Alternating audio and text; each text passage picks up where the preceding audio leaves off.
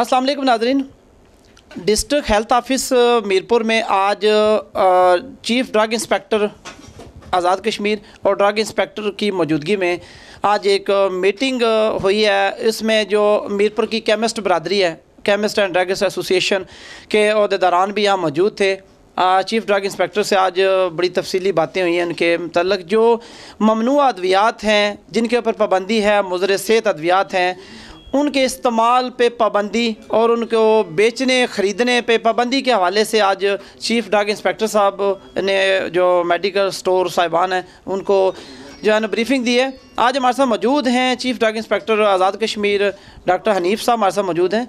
इनसे बात करते हैं, ये हमें बताएंगे हमारे देखने वाले जो नाजरीन है, जो रोज़मर्रा लोग अद्वियात या फूड आइटम्स जो हैं वो ख़रीद कर खा रहे हैं, उसमें किस हद तक जो है ना उनको एहतियात करनी चाहिए, कौन सी चीज़ें और चीज़ ख़रीदने से पहले कौन सी एहतियात ज़रूरी है, जिससे आम आदमी को भी ये पता हो कि मैं जो चीज़ ख़रीद रहा हूँ क्या ये मेरे लिए सेहत के लिए ठीक है या नहीं, या जो मेडिकल स्टोर वाले जो बेच रहे हैं या जो अगर कोई चीज़ें बेच रहे हैं यहाँ तो वो कौन लोग ला रहे हैं, कैसे यहाँ सेल हो रही हैं, उनके ऊपर पाबंदी अगर लगी है तो उनको क्यों नहीं रोका जा रहा, कौन सी ताकतें हैं इसके पीछे जो इनको रोकने नहीं दे रही, वो मुसलसल प्रोडक्ट आ रही हैं। हमें ये तफसीली ब्रीफ करेंगे। अस्सलाम वालेकुम सर। अस्सलाम वालेकुम, थैंक यू, बहुत बहुत शुक्रिया आपका। आज की आपकी जो मीटिंग थी उसका लुब्बे लबाब क्या था, हमें ये थोड़ा सा तफसीली बता दें। उसके बाद कुछ सवालात आपसे करेंगे जो बहुत ज़रूरी सवाल हैं, सेहत के हवाले से कंप्रोमाइज़ नहीं किया जा सकता किसी भी माशरे में, तो इस हवाले से मैं बताएंगे आज की मीटिंग आपकी क्या थी। जी, मैं असल में इंस्पेक्शन के सिलसिले में ही आया था, तो काम तो मेरा फील्ड में था, लेकिन यहाँ पे चलो मैं चूँकि रात को 11 बजे पहुँचा हूँ मीरपुर में, कोटली में था, हमने 3 दिन वहाँ पे मैंने इसी तरह फील्ड में विज़िट किया है, तकरीबन सारी तहसीलों को कवर किया है वहाँ पे। तो मैं रास्ते में ही था कि मुझे बताया गया जी कि कुछ मीरपुर के जो डिस्ट्रीब्यूटर्स हैं, बड़े बड़े केमिस्ट, वो कुछ मीटिंग करना चाहते हैं। चूँकि हमें सेक्रेटरी हेल्थ की तरफ से सख्ती से ये हिदायत है कि आज़ाद कश्मीर को हमने फेक, स्पूरियस और अनरजिस्टर्ड ड्रग से पाक करना है, फ्री करना है। तो उसी सिलसिले में चूँकि ये तो हमारा काम है, हम कोशिश करते हैं कि आज़ाद कश्मीर के किसी खित्ते में भी कोई भी अनरजिस्टर्ड या इस किस्म की कोई ड्रग होनी नहीं चाहिए। उसी सिलसिले में चूँकि न्यूट्रास्यूटिकल्स आजकल मार्केट में अवेलेबल हैं, अभी थोड़ी देर पहले यहाँ पे एक डिस्ट्रीब्यूटर बता रहे थे कि यहाँ पे तो एक मेडिकल स्टोर पे 500 से लेके 1500 तक प्रोडक्ट्स एक मेडिकल स्टोर पे पाए जाते हैं। चूँकि ये प्रोडक्ट ड्रैप वालों ने अभी तक इनको इनलिस्ट किया है, हम ये चाहते हैं कि जब तक ये रजिस्टर्ड ना हो तो मार्केट में इनकी अवेलेबिलिटी नहीं होनी चाहिए। एक मसला तो इनका यह है कि प्राइस वाइज इनकी कीमतें काफ़ी ज़्यादा हैं। इसके अलावा चूँकि इसका टेस्ट एनालिसिस हमारे यहाँ पे जो DTL मीरपुर है वहाँ पे वो टेस्ट भी अवेलेबल नहीं है। ये हमें पंजाब से या NIH एफिलिएट लेबॉर्ट्री से इनको टेस्ट कराना भी पड़ता है, तो उसके लिए हमें काफ़ी फ़ी भी पे करनी पड़ती है। तो हम कोशिश ये करते हैं, हमारी ख्वाहिश भी है कि ड्रग रेगुलेटरी अथॉरिटी वाले इन प्रोडक्ट्स को रेगुलराइज करें, उसके बाद ताकि मार्केट में आएँ। इसी हवाले से हमारी तकरीबन 1 घंटा डिस्कशन हुई है यहाँ पे। वसीम साहब इंतहाई दयानतदारी से और मेहनत से ये काम कर रहे हैं। कल हमने अपना तहसील डुडियाल में थॉरो विज़िट किया है, वहाँ के MS साहब से भी मुलाकात की है। वहाँ के जो प्राइवेट 3 हॉस्पिटल थे, एक गालबन इकबाल मेमोरियल है, एक नसीर हॉस्पिटल है और एक चौधरी बशीर साहब का गुलाब इंटरनेशनल हॉस्पिटल।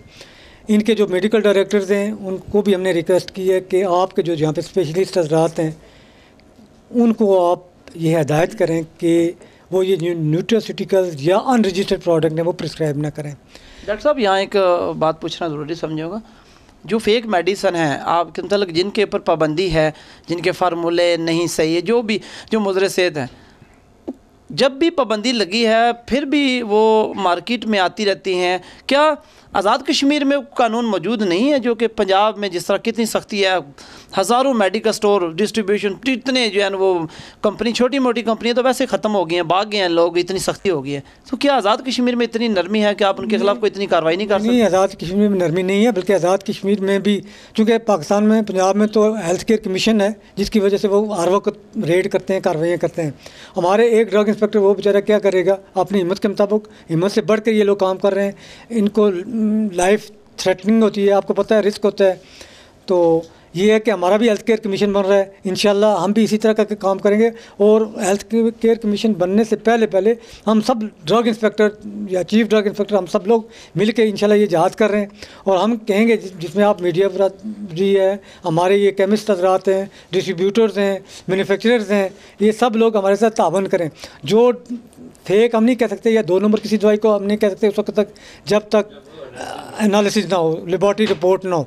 लेकिन जो अनरजिस्टर्ड हैं प्रोडक्ट, जिस तरह ये प्रोडक्ट है, इसके ऊपर कहीं भी ड्रग रजिस्ट्रेशन नंबर नहीं लिखा हुआ है।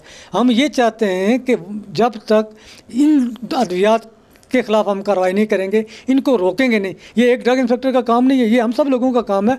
हमेशा गरीब बंदा दवाई खरीद के खाता है और इनकी कॉस्ट भी माशाल्लाह काफ़ी ज़्यादा होती है, कॉस्टली होती हैं ये। डॉक्टर साहब ये जो है ना, अभी इस पे मैन्युफैक्चरर का जो एड्रेस लिखा हुआ है, जैसे ये कराची की बनी हुई है, इसके गली मोहल्ला पूरी हर चीज़ लिखी हुई है, इसके बावजूद भी कैसे पता चलेगा ये कि गैर रजिस्टर्ड है? ये अगर इसके ऊपर एड्रेस भी लिखा हुआ है, मैन्युफैक्चरर का लिखा हुआ है, देखिए दवाई की जो पहचान होती है उसके बैच नंबर, उसके रजिस्ट्रेशन नंबर, उनके मैन्युफैक्चरिंग लाइसेंस नंबर से की जाती है।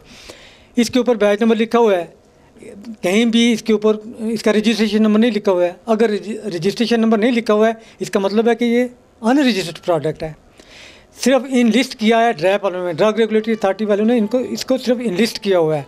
हम ये चाहते हैं कि ऐसा लायामल इख्तियार किया जाए कि इन लिस्ट को रजिस्ट्रेशन में कन्वर्ट किया जाए। फिर मैंने कीमत जो मर्ज़ी लिखे, हमें से कोई एतराज़ नहीं है, ये गवर्नमेंट का काम है, लेकिन प्रोडक्ट रजिस्टर्ड होना चाहिए। अनरजिस्टर्ड कोई प्रोडक्ट भी हम तो कोशिश करेंगे कि मार्केट में नहीं होना चाहिए। अभी तक जो कार्रवाइयाँ आपकी जारी हैं, जैसे कि district drug inspector Mirpur Wasim Khan साहब मौजूद हैं यहाँ, तो कितने केस रजिस्टर्ड हुए हैं, कितने मेडिकल स्टोरों के खिलाफ, कितने के खिलाफ कार्रवाई हुई है? मैं आपको न्यूट्रोसिटिकल्स के हवाले से तो हमने गालबन अभी तक कोई केस भी नहीं किया है, अभी ये प्रोसेस में है। तो ओवरऑल हमारे 330 के लगभग हमारे केस ड्रग कोर्ट में रजिस्टर्ड हैं। बदकिस्मती से मीरपुर डिवीज़न में ड्रग कोर्ट फंक्शनल नहीं है इस वक्त। इंशाल्लाह उम्मीद है कि 1-2 माह तक यहाँ पे भी हमारा कोर्ट बेंच मुकम्मल हो जाएगा।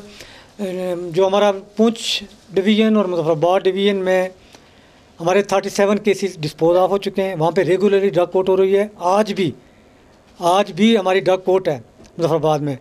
तो चूँकि ये वो सारे वो केस हैं जो आज से 10-15 साल पहले के थे। ज़्यादा से पहले 1998 से लेके 2005 तक के जितने भी केसेस हैं, ड्रग कोर्ट वाले भी ये चाहते हैं कि हम उनको किसी तरीके से डिस्पोज ऑफ करें, थोड़े जुर्माने करके उनको फारग करें, ताकि ये नए केस हैं उनको ड्रग एक्ट के मुताबिक सज़ा और जजा दी जाए। डॉक्टर साहब, जो केसेस चलते हैं, अगर यहाँ ड्रग कोर्ट नहीं है मीरपुर में, तो मुजफ्फराबाद में तो आपके जो नुमाइंदे यहाँ से ड्रग इंस्पेक्टर या और कोई जो आपके नुमाइंदे यहाँ जाते हैं, तो इनके तो TADA और इनके अखराजात, पेट्रोल डीजल और इनका अपना किराया और बहुत सारे, ये तो इनको मेरे ख्याल से नहीं मिल रहे, यहाँ नहीं मिल रहा है। वो असल क्या वजह है? असल वजह ये है कि ये काम करते हैं तो इनको साथ आपको होना चाहिए। बात ने मीरपुर से ड्रग इंस्पेक्टर कोई भी मुजफ्फराबाद नहीं जाता है। मीरपुर में अलग ड्रग कोर्ट बेंच है यहाँ पे। तो हमारे असल मसला हमारे चेयरमैन ड्रग कोर्ट का, वो कहते हैं हमें कोई TADA मुझे दे तो मैं मीरपुर जाऊँ, वो तो इस इंतज़ार में है। बाकी ये है कि यहाँ पे इंशाल्लाह मुझे यकीन है कि इस महीने नाम भी से नेक्स्ट माह तक इंशाल्लाह वो कोर्ट बेंच यहाँ पे आ जाएगा।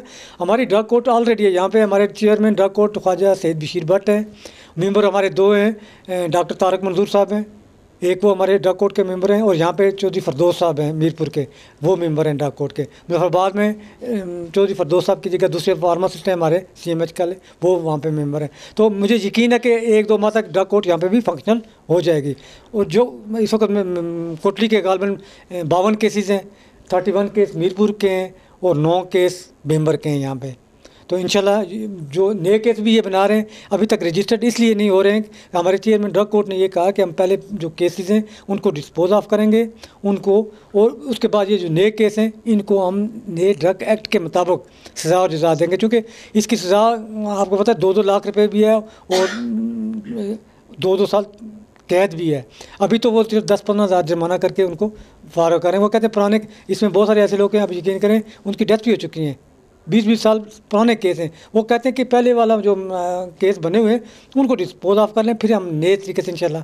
और मुझे यकीन है कि आफ्टर 2 और 3 मंथ्स नया साल जो होगा हमारे लिए इंशाल्लाह उसमें हम नए सिरे से नए जज्बे के साथ काम करेंगे और मजीद केस हमारे ड्रग कोर्ट में रजिस्टर्ड होंगे। क्या आप समझते हैं कि ज़रूरत इस अमर की है कि ऐसी जो खुफिया ताकतें हैं पीछे छुपी हुई जो इंसानी ज़िंदगियों में जहर घोल रहे हैं, ऐसे लोगों को सामने लाने की ज़रूरत है? कौन लोग हैं ऐसे जो सामने नहीं आ रहे? और हर दौर में ऐसे लोग मौजूद रहते हैं कि जो इंसानी रगों में जहर घोलते हैं। बिल्कुल काली भेड़ें हर माशरे में होती हैं। आप मुझे तो बिल्कुल कर रहे हैं, हकीकत भी है। मैं आपको बताऊँ, ये जो प्रोडक्ट है ये चाइना में चांगशंग एक शहर है, वहाँ पे शंघाई के साथ ही है। मैं चलो मेडिसिन से हट के आपको बात बताऊँ, हमारे पेशावर के एक दोस्त है, वो वहाँ से सिर्फ ये बैटरी के बल्ब नहीं होते हैं टॉर्च के, एक एक कंटेनर वहाँ से लाते थे। कारखाना मार्केट इनका वहाँ पे दुकान है और कादर खानों का नाम है। तो इसी तरह वो वहाँ पे 2-3 रुपये का भी नहीं बनता था एक। इसी तरह ये जो प्रोडक्ट है, अब इस पर 540 रुपये कीमत लिखी हुई है। ये हमें नहीं पता, वो कहते हैं कि ये चाइनीज़ ट्रेडिशनल मेडिसन है। यहाँ पे इन्होंने इसको इंपोर्ट करके थ्रू ड्राइप रजिस्टर्ड करवा लिया है, इंलिस्ट भी करवा लिया है। कीमत इसके ऊपर 540 रुपये आ गई है। दवाई तो हमेशा गरीब बंदे नहीं खानी होती है ना।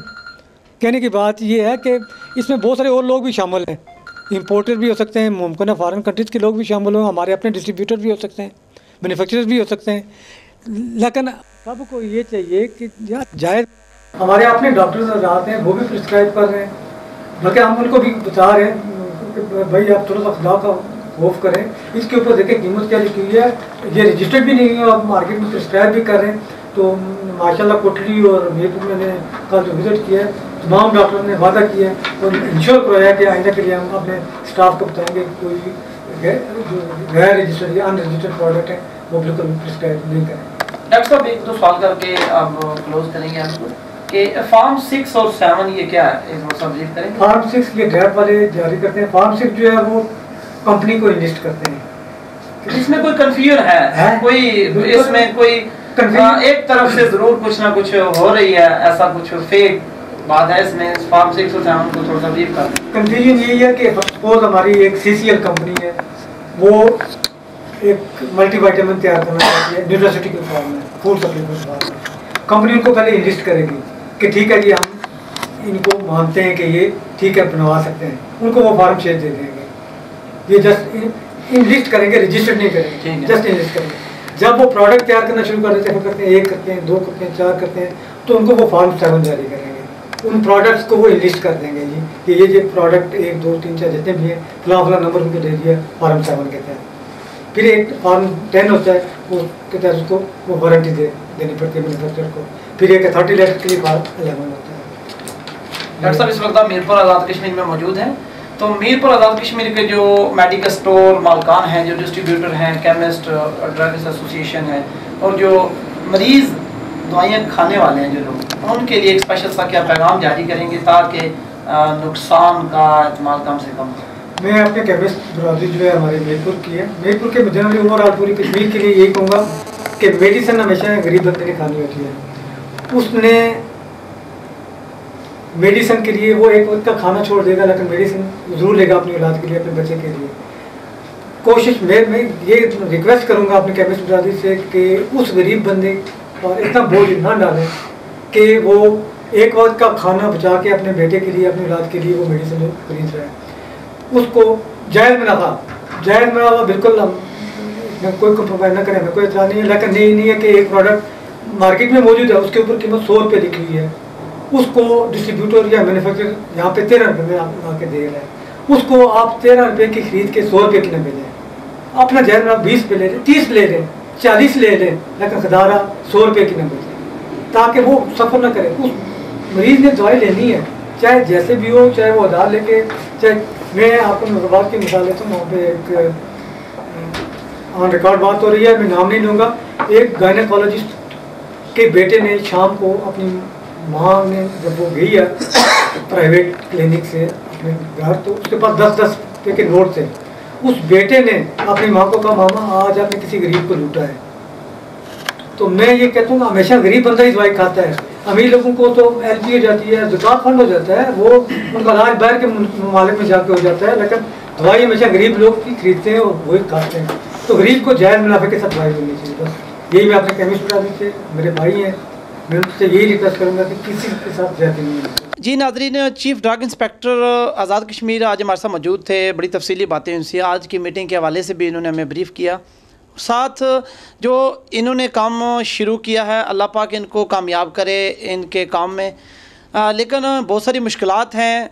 जो लोग 2 नंबर काम करने वाले, 2 नंबर मेडिसन फेक और जो मुज़र सेहत अद्वियात तैयार करने वाले, बेचने वाले हैं, वो तो अपनी जगह पे कायम व दायम है, वो कर रहे हैं, वो आइंदा भी शायद करेंगे। लेकिन उनको रोकने के लिए इन्होंने कमर कस ली है। और यकीनन अगर इसी तरह ये सिस्टम चलता रहा, अगर रोज़मर्रा में जो है रूटीन में ये मेडिसिन चेक होती रहीं और जो फेक मेडिसिन इन पर पाबंदी लगती थी, तो यकीनन वो वक्त दूर नहीं कि यहाँ भी जो है ना हमारे लोगों को भी अच्छी मेयारी अद्वियात जो है ना वो मेडिकल स्टोर से मिलेंगी। और डिस्ट्रीब्यूटर जो है ना वो भी यकीनन इस बात को, जैसे कि इन्होंने पैगाम दिया कि खुसूसी ख्याल रखें, गरीबों के साथ ज़्यादती ना होने दें, हर लिहाज से जो है वो अच्छी सेहत पे कोई कंप्रोमाइज़ नहीं करना चाहिए। और जिस तरह इन्होंने ये बताया है कि हमने पूरे आज़ाद कश्मीर का विज़िट किया है, यकीनन अब ये काम हंगामी बुनियादों पर शुरू हो चुका है। और उम्मीद करते हैं कि बहुत जल्द ये जो यहाँ से गैर मेयारी अद्वियात हैं उसको ख़त्म करके दम लेंगे। कैमरा मैन और रिपोर्टिंग टीम के साथ राजेश फाकत को इजाज़त दीजिए। अल्लाह हाफिज़ नासर।